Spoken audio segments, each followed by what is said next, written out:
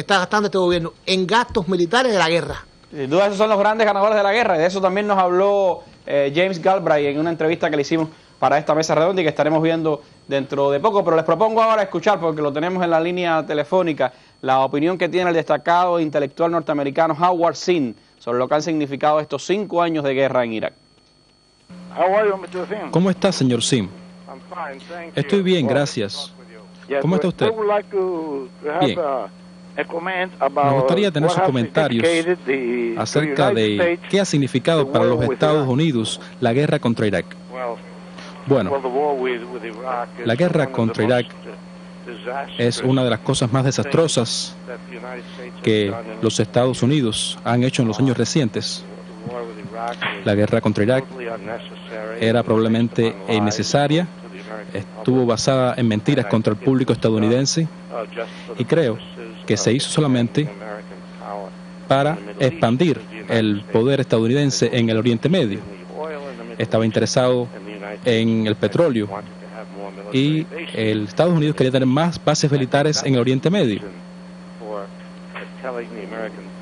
Esto fue para decir al público estadounidense que habían relaciones en este lugar, que habían armas de destrucción masiva, que había una conexión entre Saddam Hussein y Al-Qaeda. Estas son todas mentiras y desafortunadamente la prensa y los medios de difusión en general estadounidenses no investigaron esto, no se contrapusieron a esto y por tanto el público estadounidense no tuvo información necesaria.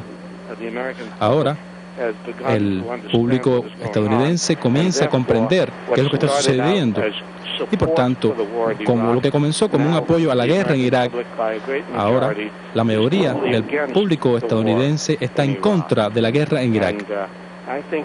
Creo que la guerra en Irak es el comienzo de la caída del imperio estadounidense.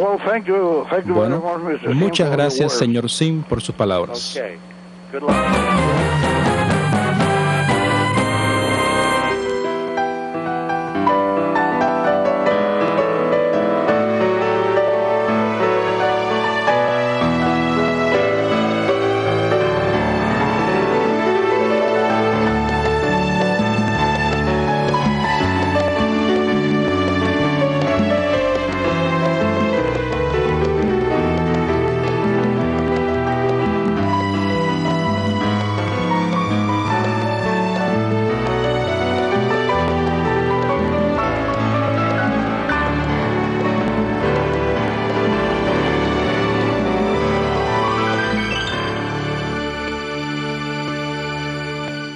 Una de las imágenes que más se recuerda de la entrada de las tropas norteamericanas en Irak fue el saqueo del Museo Nacional de Bagdad, de la biblioteca de ese país y de muchos otros lugares culturales. Hoy en Atenas, Irak ha pedido a la comunidad internacional y en especial a Europa que facilite la repatriación de bienes culturales iraquíes recuperados de redes de contrabando y que contribuya al saneamiento de los sitios arqueológicos, según dio a conocer un consejero del Ministerio de Turismo y Antigüedades de Irak en un congreso sobre la recuperación de bienes culturales organizado por la UNESCO en la capital griega. Y es una expresión sin duda de lo que ha sido también esta guerra para Irak. No solo la pérdida de vidas humanas, sino la pérdida también de la antiquísima y riquísima tradición cultural de ese país. De eso nos habla este trabajo especial que nos ha preparado el Sistema Informativo de la Televisión Cubana para esta mesa redonda.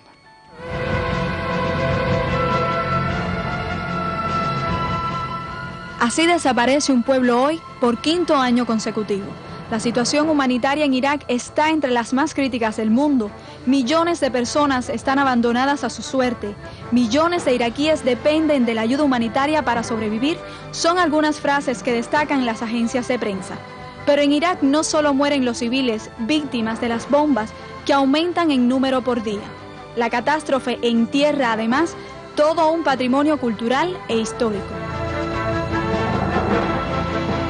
La invasión militar de Estados Unidos a Irak tenía y tiene un único objetivo: el control del petróleo.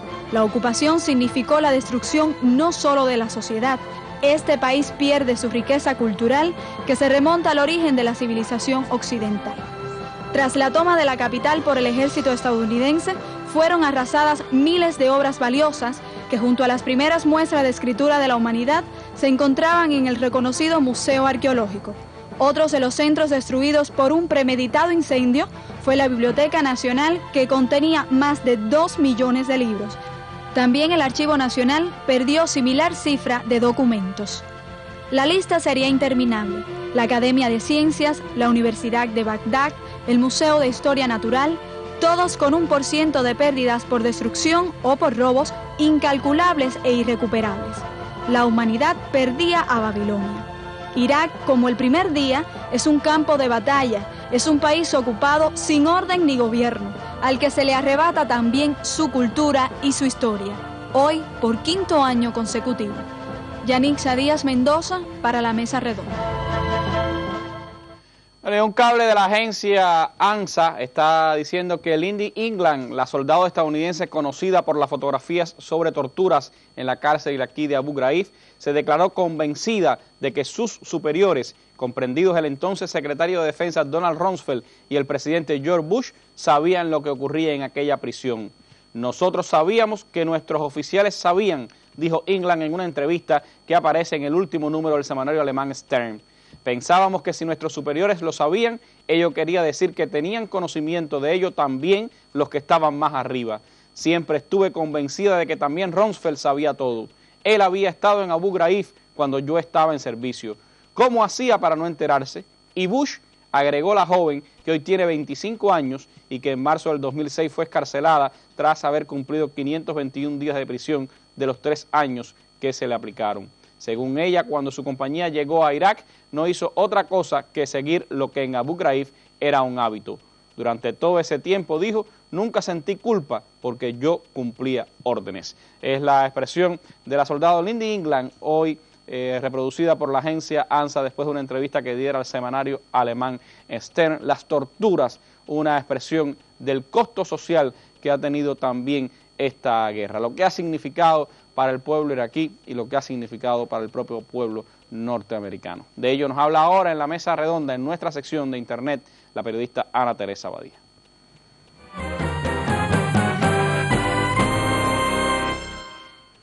Muchísimas gracias, Randy, y diría yo que lo que han significado las guerras para toda la región, para el Medio Oriente, que sin dudas vive una situación humanitaria desastrosa, una situación en temas de sanidad y en temas social realmente que impactan a cualquier ser humano. Irak, por ejemplo, sigue conservando la tasa de mortalidad infantil más alta del mundo. Para que se tenga una idea, en este 5º aniversario se recuerdan algunas de las cifras más importantes. El 70% de esa nación árabe ocupada, de la población, permanece sin acceso, por ejemplo, al agua potable. También la situación de los desplazados es muy preocupante en ese país, más de 2 millones de desplazados internos y otros 2 millones en países vecinos como Siria y también Jordania.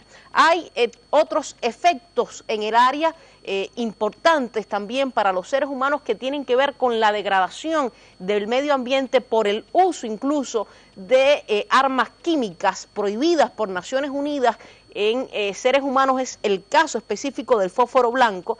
Por cierto, en temas del fósforo blanco, durante las últimas horas, desde Gaza, agencias internacionales están reseñando cómo se sospecha que en las últimas acciones militares de Israel se esté utilizando allí el fósforo blanco, saben ustedes, conocido como el nuevo napal en la actualidad, que sin dudas conduce a la degradación de los seres humanos. Las últimas imágenes que llegan desde el Medio Oriente durante esta jornada precisamente muestran a seres humanos con quemaduras y con daños en órganos internos que hacen pensar que se continúen utilizando durante esta jornada municiones de fósforo blanco. Hay también, por cierto, a propósito de este 5º aniversario de la guerra de Irak, recordatorios en algunos medios alternativos en cuanto a entrevistas con soldados. Recuerdo ahora, por ejemplo, una de las más importantes de estos días con un soldado norteamericano que confirma la utilización del fósforo blanco en el 2004 en Faluya, ¿recuerdan ustedes? ¿Cómo no? En el 2006 también,